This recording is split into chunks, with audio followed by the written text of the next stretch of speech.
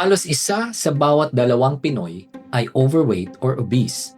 According ito sa 2025 updating survey of DOST FNRI, 44.5% of Filipino adults are now classified as overweight, up from 39.8% in 2023. Pero, here's the uncomfortable question. Bigla na lang ba tayong nawalan ng disiplina? Or are we trying to make healthy decisions inside an environment where food is constantly available, heavily marketed, and sometimes difficult to understand? According to the World Health Organization, many Filipino consumers struggle to identify healthier options because nutrition information can be difficult to notice or interpret, while products high in sugar, sodium, and certain fats remain widely available and heavily compromised.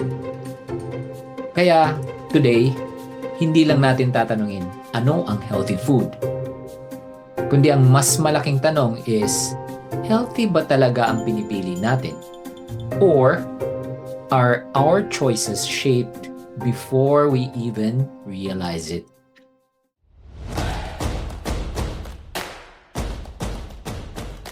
Okay, welcome to episode 2 of the Daily Rewild. I'm Coach Jan Renault, and together with me is Coach Alex. Coach Alex. So wala yung pangatlo naming coach kasi yung wife niya is on delivery today. So congratulations, Coach Congrats. Paul and Paul, Gwen. bata. So yeah. Interesting yung topic natin this evening kasi on the first episode we talked about, especially you, Coach Alex, you talked about awareness within, no? Saan nanggagaling yung ano natin, mga cravings. Now we're gonna talk about yung environment naman, no? The foods that we eat, yung nasa mga grocery that's readily accessible. So first off, this is not about blaming people, Hmm. attacking brands, or reducing health to body size. We are food relationship coaches. Mag-share lang kami ng mga stories, mga client observations, and we want to explore how labels, convenience, stress, sleep, routines, and modern food environment can shape our choices. So, simulan natin, no, with this question, no? Ano yung isang food or drink na dati akala mo healthy, pero later napaisip ka, healthy ba talaga to? Or magaling lang yung positioning sa market? Ano yung isang healthy, akala mo healthy dati, Coach Alex? I never thought that it was healthy, pero uh, I didn't think it's not helping me out at all. Drink is yung mga diet sodas in general, ano dyan. So, again, I'm very honest with the people that we work with, no? Na before my own experience sa WildFit program, parang isang basong tubig lang ako per day, no? So, suking-suki ako sa ating mga local na grocery stores, no? Na Mm. duste-duste ng 2 liters of diet sodas. So, Yeah. so, so, tapos, again, I don't think it's healthy, but I never even thought na, I thought it's safe, actually. I think that's the word I'm looking for. No? I really thought it was safe for me kasi wala naman siyang sugar. No? So the, zero sugar, diet sodas. No? So I really thought they were safe at all. But again, knowing better and at the same time experiencing uh, a full 90 days without it, no? Ang laki nung difference niya sa aking health, no? So I never even considered, looking at the labels. Yung mga terminologies that are being used are not familiar to us, no? So, and at the same time, if you just, step back and make sense of it, di ba? Is this thing even in nature in the first place? Are Yeah. we even accessing this, yung mga ancestors natin? So, if it doesn't, so, di ba, parang the safe way to do it is not access it at all. And ang laki ng effect sa aking katawan when I took a break from it. And at some point, really decided na, no, that's not for me anymore. So, I think yun yung sa akin dyan. I thought it was safe. I never categorized it as healthy, pero parang, yeah, What I made thought it you was. decided? Was it through WildFit lang talaga doon nagsimula yung decision to really stay Yeah. out of this drinks. Kasi yung insight dyan about uh, going back to how our ancestors are accessing food, including drinks, di ba? So, parang paka-basic niya para sa akin, no, na parang wala to, wala to sa nature. So, wala to sa nature. So, yung concept ng wild fit is going back to uh,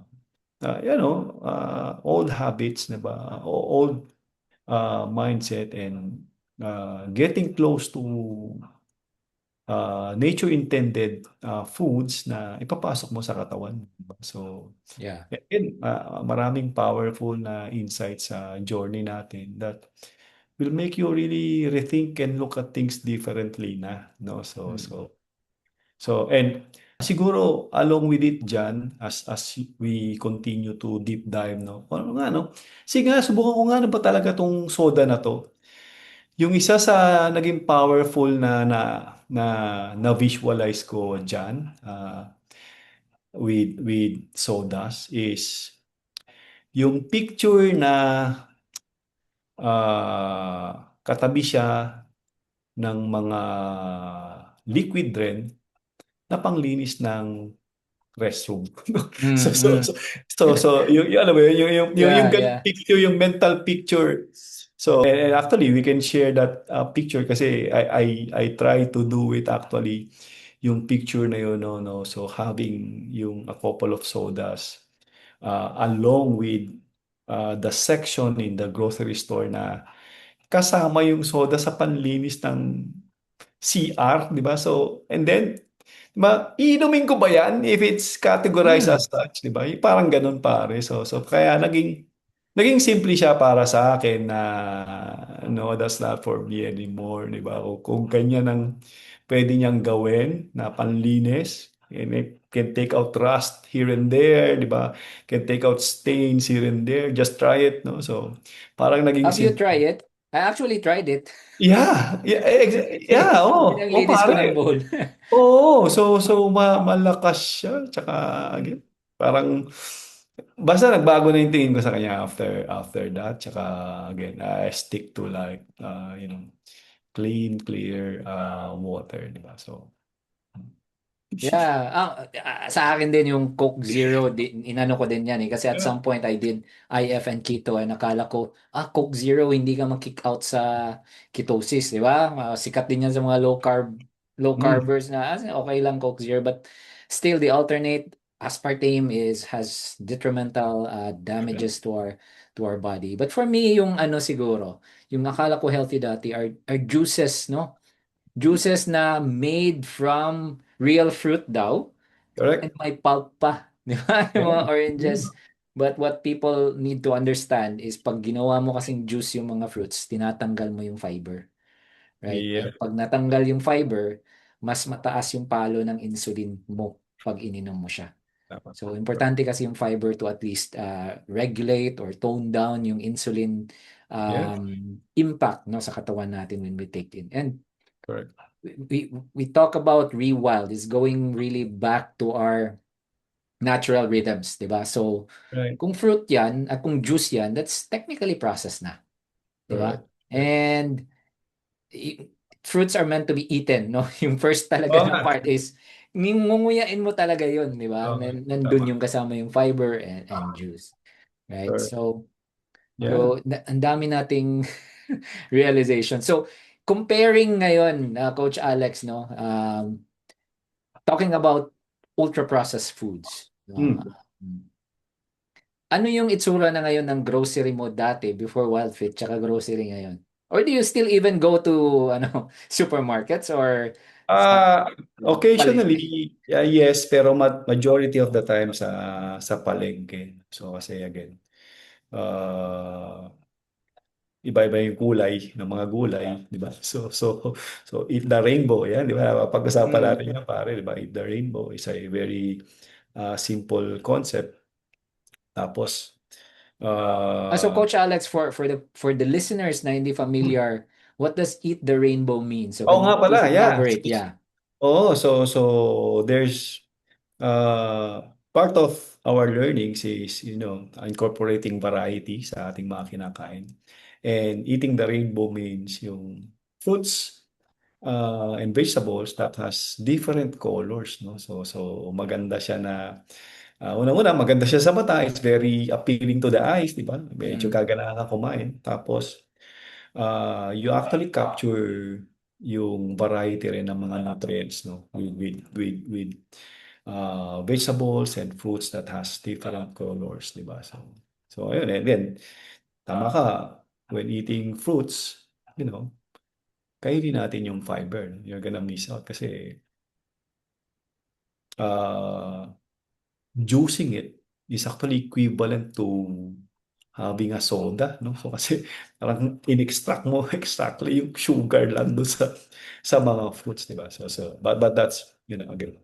Tapos yung point na going to the mga local na mga palengke natin, di ba? Mm. Ah, may makakilala kang mga matador, 'di ba, na nagbebenta ng baboy at baka, 'di ba? So nagiging suki ka, 'di ba? You support the community, yung mga local na community. Same din sa mga isda, 'di ba? So paborito ko yung pampano, yan. Pampano. Ah, minsan mag-splurge ng konti sa salmon, 'di ba? Mm. Pero bangus, tsaka yung galunggong, yan. Masarap na nakakalimutan natin minsan yung seafood din na incorporate sa kinakain natin. It's actually very nandun lahat ng nutrients na kailangan na natin, no, sa mga animal foods. Tapos yun nga, natutunan ko kasi ito pare, yung tinatry ko na din yung atay, no, yung laman Oh, loob. oh, oh, oh, oh. Yeah, magandang Actually, topic yan. may personal na kwento dyan, pero it reminded me na parang when you eat animal foods, include the organs na pare. So kaya, and maganda sa palengke kasi, ayan, fresh siya. Sasabihin pa sa iyo, sir, bagong katay yan. Mas okay yung gano'n. Yeah. Before Madalang na we madalang sa pare, sa mga grocery stores. And when we do, doon ka sa gilid na sections, no? Nandun yung mga fresh na. Nandun yung mga fresh, tsaka yung mga meats, no? So, kung gusto Yeah. mo Mm-mm. mas paano mga meats, yun. Yeah. I actually listened to a podcast last night and ito Mm. talaga no at ito medyo controversial. Mm. Or magandang debate na Mm. pagiging healthy is expensive. But Ayan. then it's a perspective eh. For me kasi nung nag-Wildfit na, parang hindi siya expensive kasi yung perspective ko is um kapalit naman yan is hindi ako mapupunta sa hospital. Kapalit niyan is pagiging healthy, I will not spend time with the doctors. But there's also another perspective, and let's be honest, na real food is expensive in a sense na pag binili mo siya, you need to spend time to chop, you need to spend time to cook, di ba? Ngunguyain mo siya, that's energy, that's still time. Compared sa ultra-processed foods na nandyan na, buksan mo na lang, kakainin mo, and it's very cheap. And I think that's one perspective that's um, really going back sa statistics that I mentioned in the first segment of this episode na 50%, did you know na 50% ng Filipinos, no, one out of two are obese and overweight. And it's really driven by yung, environment natin. It's not our fault, no? Ito. Um, marami talagang parang readily available foods that are ultra processed, highly palatable and addictive. And wala talaga tayong kalaban-laban. So, how do we navigate no that one, Coach Alex? So do we have some simple tips that we can share to our viewers, no, especially those na medyo tight yung budget natin, no, but we want to be healthy. Correct. So, maganda yung tanong mo, pare. So, yung unang-una, what we really need to think about, no? Nabanggit mo diyan yung Mm-mm. availability ng mga ultra-processed foods. And this includes yung mga fast food, no? So and Yes. uh, may trade-off kasi yung convenience yan. Kasi Yeah. ginagawa natin siya. We don't have time. We think it's cheaper, di ba? So yung ganong klaseng concept. No? But again, may trade-off siya na yeah, you get to convenience kaso the quality of your food, of the food that you're getting is, hindi na familiar sa katawan natin. Kaya yung point mo kanina, nagkakasakit ka, it's actually more expensive. Di ba? It's actually more expensive. Nagkakaroon ka ng sakit every other week, di ba? And hindi optimize yung quality of life mo. Yun talaga yan. So, yung mga nakagraduate ng mga programs natin, ang game changer talaga is you get to feel what real health is. No? So, yun kasi yung priceless. No? Yun kasi Mm. yung priceless. Tapos, yan, sagutin ko yung simpleng tips. Eating eggs and sardines. Mura lang siya, ha? Diba? Eggs and sardines. Tapos, simplihan mo lang sa gulay. Kangkong, pechay. So, yan. Ang mga yan, Yeah. mga tolerable. Kung nakakain ka ng ampalaya, edi banat ka ng ampalaya with egg, di ba? Yung mga ganun, simpleng sarsyado lang. So, maraming actually choices, no? But again, you have to make the choice. Yun talaga Yes, yung that's yun very talaga true. yung ano yun talaga yung usapan dito that you have to choose that path, di ba? Just so you experience it. Just so you experience it. Kasi again, we're so used to this convenience na lane na akala natin there's no way out of it. So, and at the same time, pag na-experience mo na, actually, pag dumaan ako dito sa kabilang side, yeah, may konting effort, di ba? Tapos, yeah, it's gonna eat some of my time. Potentially, baka pwede akong gumastos ng konti. But I feel really good. Di ba? So, sure ako doon sa kinakain ko. Wala akong worry, di ba? So, and hopefully at some point you start listening to your body. So, medyo malalim na yun. Medyo loaded na Yeah. yun. Pero, ah, pag naipahinga natin ang katawan natin, di ba, sa mga pagkain na hindi na pamilyar yung katawan natin, medyo mararamdaman mo talaga na, "Oh, this is really different." No? So, ayun. So, itlog, sardinas. Ako, pare, buhay ako sa ilang pork chop lang for the day. Minsan, sinisipin ko lang, no? Pork chop Mm. lang. Tapos, ah, eat the fats. Kasi nakakabusog yung fats eh. You can't overdo fats unlike ultra-processed foods. No, you're gonna crave for more. You're gonna crave for the next one. Ganun kasi yung ano. Nakakapagtaka. We also have to pag-isipan din natin yung insight na I actually have excess weight and for everybody's information, those are actually stored energy, di ba? Yeah. Pero maya't maya gutom tayo. Di ba? So we have to think about that. Hindi yata dapat ganon. So our body actually has the ability to burn that. No? So hindi lang tayo maabot doon. But again, medyo nagtatangent ako here and there dyan. So, pero when we choose yung simple foods, di ba? And there's actually a lot of not so expensive food na, di ba, na familiar yung katawan nating i-process, no? I Mas I I ultra. totally agree, and I Yeah. love what you're going to that point na simplicity, 'di ba? Simplihan lang kasi the word healthy is everywhere, no? There are folks that are na ang healthy is high protein or all meat. No, Mm. healthy is vegetables lang, 'di ba? Then as long as no sugar, as long as it's good for the gut health or low fat, parang ang dami kasing definition ng healthy. And I like what you said na simplify it. And that's what I love about WildFit. It's because WildFit teaches us hindi yung specific foods na ano dapat kakainin, but instead WildFit gave us no the principles to live by, which is backed by science talaga na we are really old.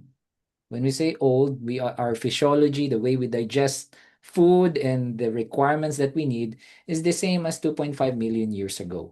Correct. Yeah. Way back when we are hunter-gatherers. So, the keyword doon is hunter-gatherers, no? Yeah. That's why yung at some point, napa-question ako, bakit may mga extremist, no? May Mhm. vegan, tapos may carnivore, tapos both of them are claiming, di ba? To be honest, na-try ko na yung carnivore, hindi ko pa na-try yung all vegan, but carnivore, okay, okay sa pakiramdam, di ba? Yeah. But is there really one true diet? And I love what WildFit teaches us na cyclical talaga yung ano natin. Correct. Sometimes you eat veggies, sometimes you eat meat, or you can eat both. But as long as you get yung essential vitamins and minerals na nandyan, um, goods ka. No? Correct. One tip siguro may bibigay ko kasi right now, let's face it, sa grocery talaga tayo majority, di ba? Ang daming Mm. mga mga grocery, mga Mm. sari-sari store, and ultra processed talaga, 95% nandyan sa ano. So, one helpful tip siguro is huwag kayong mamalengke na gutom. Di ba? Para para hindi kayo oo, kasi pag gutom ka, flexible yung rules mo, baka yung Yeah. una mong mahanap, usually yung mga ano ma-attract ka agad sa mga matatamis. Baka yun yung una mong madampot, di ba? Or mga Correct. Yeah. chips. Kaya para pagkatapos mga grocery, kakain ka na ng chips. So, yun siguro napaka helpful tip, no, na kumain ka muna bago mag-grocery. Tsaka mapansin mo din yan, mas mas lesser yung bill mo, mas konti yung bibilihin mo Yeah. Yeah. pag grocery Tama. ka. Tama. Tama. Yeah, yeah. Ano ba yung usual na gino-grocery ba dati, Lex? Na ngayon wala na. Ah, actually, pare, lahat ng makita no? So, parang, ah, pero hindi mawawala yung soda, no? That's one. Tapos, yung chips, no? Para Mm. bata, yung chips, di ba? Tapos, yan, paminsan may makitang spreads, di ba? Yung mga spreadables, di ba? Kalaman sa tinapay, yan. Matik yan, di ba? So, tapos, nakarami din ako actually dyan ng ano, yung orange juice, yung Langers ng Esenar, pare. No, natutunan ko yun dati, no? So, yung para siyang another version ng Tropicana na 3 liters yata yun na ano na orange juice, no? Kasi mapait siya so parang hindi naman siya matamis, no? So, pero when I look back at the labels, parang wow! So, I'm not gonna do that again. So, yun, nakarami ako nun dyan. Pero halos lahat pwede. Halos lahat pwede. Even lalo na pati sa mga condiments, no? Hindi wala talagang particular kasi again, I never had the value of reading labels, pare. Di ba? So, Yeah. reading the labels, di ba? So, there's a lot of value in reading that. So, kaya isa siya sa mga tinuturo natin sa program on Mm. how you read labels and paano mo incorporate sa process mo, no? Ah, sa lulutuin mo, di ba? Na it's safe, di ba? So, yung mga ganun. Kaya Very ngayon, puro, powerful puro talaga meats and yung vegetables. ano yan, ano yan. Puro meats and vegetables na lang talaga. Ganun lang. Oo, meats, Yung mga safe. vegetables, eggs. Pero very very powerful talaga yung knowledge na majority of the time we're running on autopilot. Now Hmm. that na habang nagkukwento ka, bigla akong naisip dati na hindi yan nawawala yung chips sa grocery. Hmm. Tapos minsan gina-justify ko pa yung mga veggie chips na vegetable na siya. Di ba? Vegetable na chips lasang betchin naman. Parang, Correct. Yep. oo. And even yung I've heard earlier din sa podcast, yung Pringles. Hmm. Not even made of potato. Parang 5% potato Yeah. lang yun. The rest Correct. extracted from Correct. different stuff. And yeah, Yep. if you look at it, parang hindi naman talaga hawig na pata. No Yeah. potato would look like that, no? But Correct. still, we eat it because it's highly addictive. We have a lot of mga beliefs and mga unconscious habits dun sa food. Let's go naman sa ano yung mga client experiences natin. No, ano yung mga naalala mo Lex na mga traditions or beliefs nila before during WildFit na change, no, especially on food or on healthy foods, no, they thought were healthy. Tapos nagkaroon sila ng mga aha moment sa WildFit. Tama ka, no? Unang-una, again, I don't think they're categorizing this as healthy, but they thought it is safe, no? Kasi nga, Mm.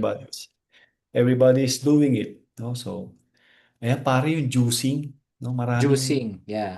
juicing kasi, I think, a decade ago, pare, sumikat yan eh. May mga brands na sumikat na juicing, tapos, ginujuice yung both yung vegetables at saka fruits, no? And kahit kami, meron kami yan dati, siguro Mm. 20 years back pare, or 10 years back. Nagkaroon din kami ng juicer. Kasi nga uso. No? Yeah, Kasi, yeah. so minsan pag nag-trend, tapos, oh, maganda tayo. Juice detox, di ba? Yung mga ganyan ang terminology. So, everybody really thought. Tapos, meron pa ako narinig din na, Coach, actually nakapag-fast ako. Tapos, fruit juice lang ang iniinom ko, no? Di ba? So, yung mga ganun, no? Kaya nagta-time out tayo agad, no? Actually, no? So, it's not actually a fast, no? When you intake, uh, juices na full of sugar, di ba? That's actually not fasting. Hindi, di ba? Ang totoong fasting is water fast, di ba? So, water fast talaga. Yung mga ganong concepts, dyan, no? So, na our clients, thought were actually healthy, no? So, yung juicing. So, tama ka. So, yun yung isa na naaalala ko. So, actually, a few of my clients, before. So, Let's talk about coffee kasi marami din yeah. tayong clients. We have common clients talaga na coffee is life and nowadays talaga dami talagang coffee shops na no.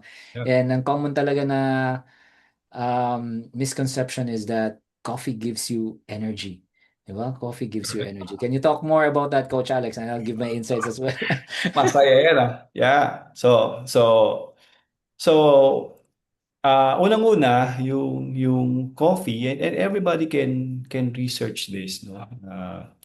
Actually, nagba-block siya yung caffeine na nasa coffee. It blocks yung adenosine, no? Yung parang, isang sensor ng ating katawan para tayo ay makapagpahinga, para tayo ay antukin, di ba? So, yung Yeah, adenosine, yeah, binablock niya yun. So what it means for us is nagkakaroon tayo ng parang sensing na it's energy, but it's actually parang pinipigilan ka lang niyang antukin. So it's not actually giving us energy at all, no?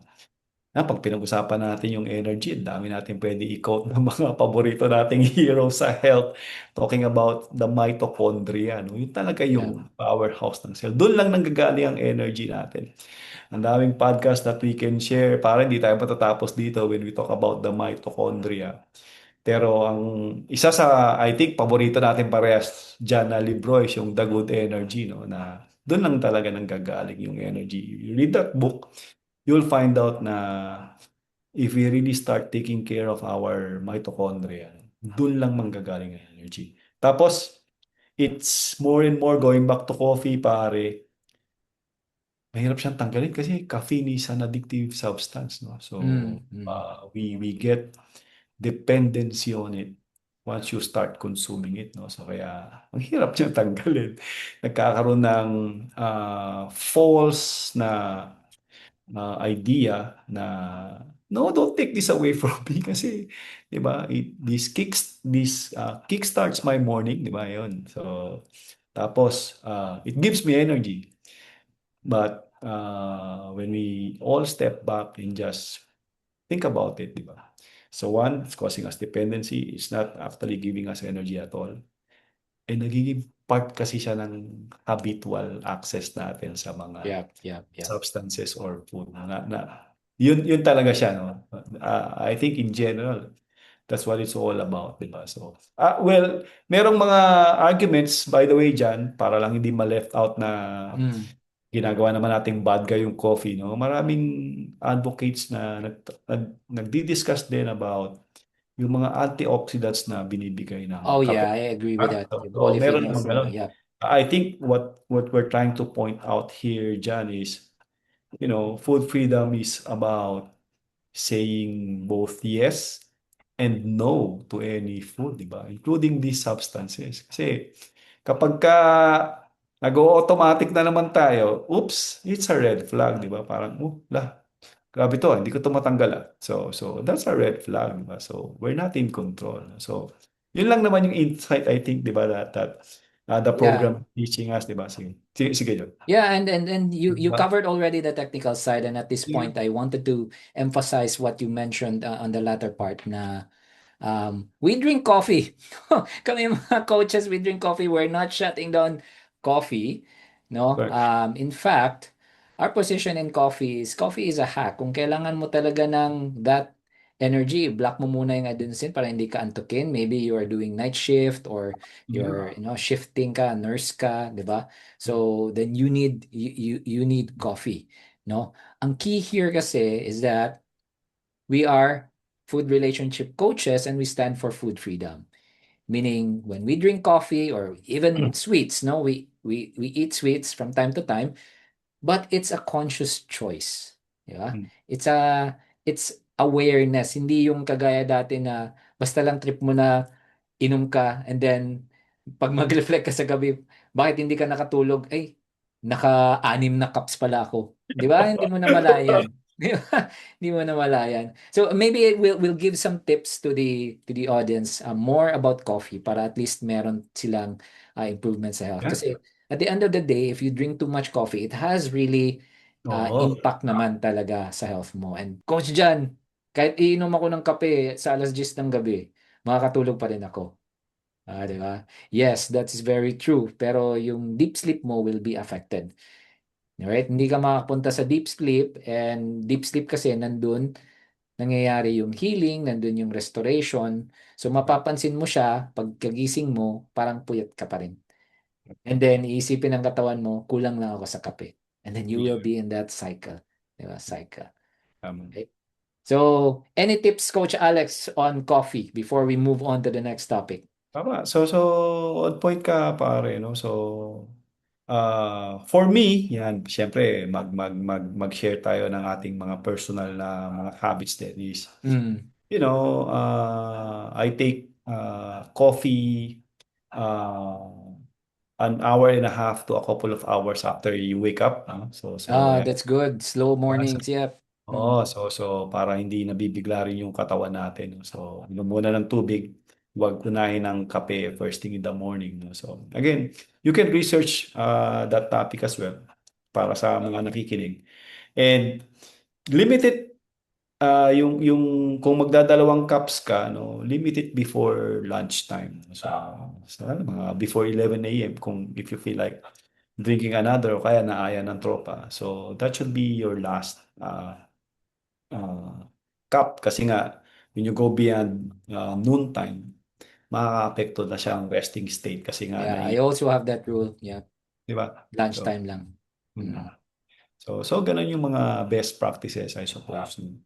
Tapos, nakikwento mo, kasi parang na-ouchie ako doon sa sinabi mo na ako din kahit dati pare gabi, nakakatulog pa rin ako eh. Pero yun nga yung observation. When you observe it, yan, nagsha-shutdown naman ako agad pero hindi masarap yung tulog mo. Hindi siya masayang tulog. No? So ganun siya. Tapos, ang mga observation pa, nagigising-gising ako. So mas madalas yung gising mo kapag kakargado ka pa ng kape after a particular hour. No? So again, past lunchtime. Yun ang Yeah, mga observation. Oo nga, nagigising ako.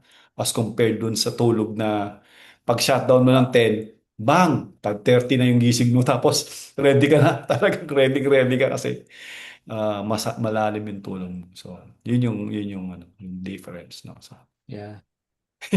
Naalala ko, hindi natin nabalikan yung sinabi mong liver, no? Kasi this kaya this is nga, also, yeah, this is also kasi on the topic of healthy, 'di ba?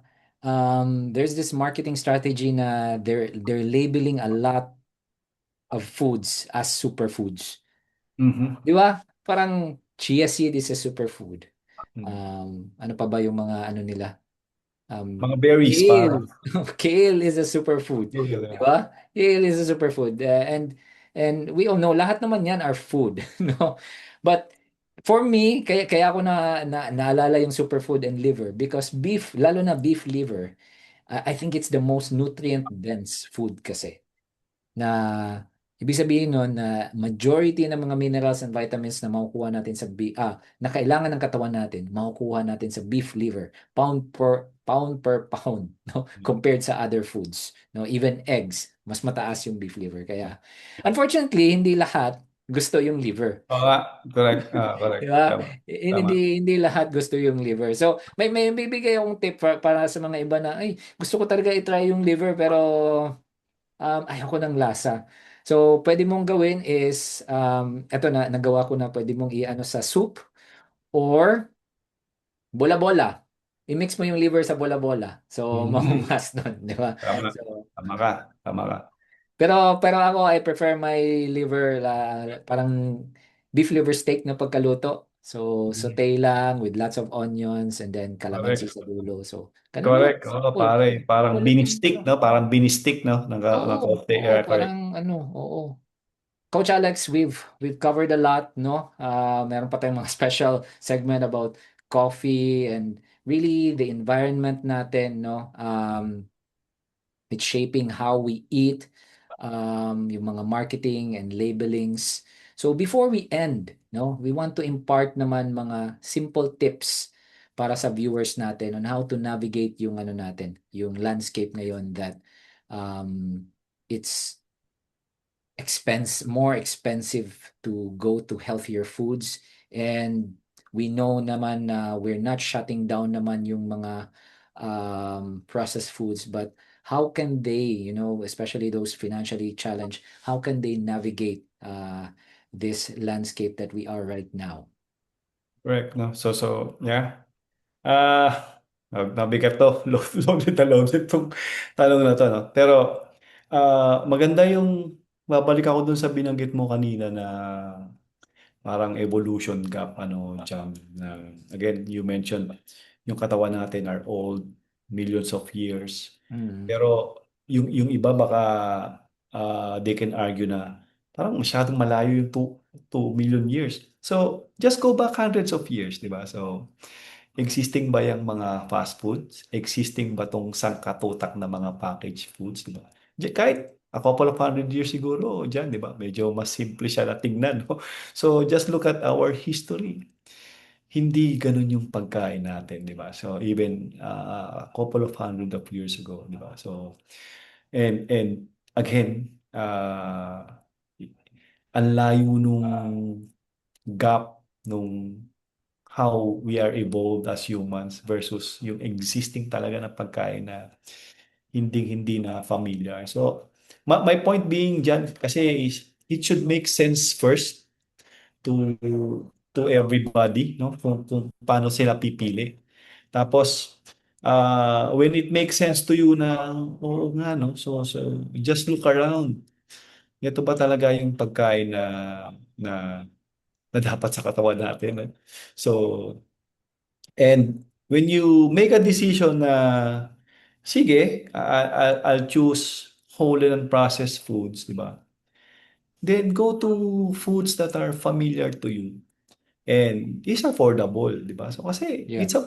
ganun siya, I suppose, para ma-simplify dun sa mga nakikinig, no? Kapag ganun yung thought process, it should make sense to you, yung decision-making process mo din. Then you make the choice, di ba? So, and again, siguro next topic natin yung mga fasting and all that, no? Yeah. Na at some point when you energize your body properly, you should be able to skip some meals, no? So again, wala tayong i-recommend but matututunan mong magkaroon ng sensing na actually hindi ako gutom eh, di ba? Bukas na ako kakain. Yung mga ganun, di ba? Kasi Mm. if you're eating properly, you're gonna have a better sense of yung sinabi ko kanina diyan na listening to your body, no? Kasi pag na-achieve mo yung fundamentals of food intake, maintindihan mo na, yeah, I can now distinguish if I'm just hungry or medyo kinakalabit lang ang aking food noise, no? Ang aking cravings, di ba? So, ganun siya. Mas magandang realization siya, I suppose, yan. So, That's true. Thank you very much, Coach Alex, no? Sa akin nga naman, we can come up with lists, maybe top 10 kung anong dapat nilang gawin, but mm, those are not sustainable. And for me, talaga, the mindset and the thought process is the most important thing, di ba? If you have a strong why na gusto ko na talaga, if you decide na gusto ko maging healthy, then you will start looking for answers. Ano ba talaga yung healthy? And it really boils down to being aware, no? Being aware sa marketing strategies ng mga food industries, being aware sa kung ano yung nilalagay nila sa ano, read the labels. In fact, a simple tip is wag ka na lang bumili na anything with ingredients list, di ba? mm, All foods that are healthy do not come with ingredients list, but it's easier said than done. Like I said, mm. convenience, di ba? Pag wala kang time, but go for the least ingredients in the ingredients list siguro, di ba? Correct, correct. And I guess if you are doing naman 80%, you're eating 80% healthy, then from time to time, don't blame yourself, no? Don't beat yourself up kung maliligaw ka, nagpa-fast food or maybe nagja-junk food. That's not the way to go because pag nasira yung psychology mo, then you Correct. will spiral more into unhealthy habits. That's right. Right? Yeah. Yeah. So, this has Yeah. been a great episode, but you know what, viewers, I hope no mag-comment kayo or mag-chat kayo kung ano yung gusto nyong topics that we can cover. So, Coach Alex, thank you very much for the time. And Laging we will kulang, no? catch Laging up kulang ang again, time. no? Stay tuned for the next episode. We will be inviting mga clients namin sa Wilder Body to share naman yung experiences nila sa program. Right? Right. With that, Yeah. thank you very much. Bye-bye. Good night. Night.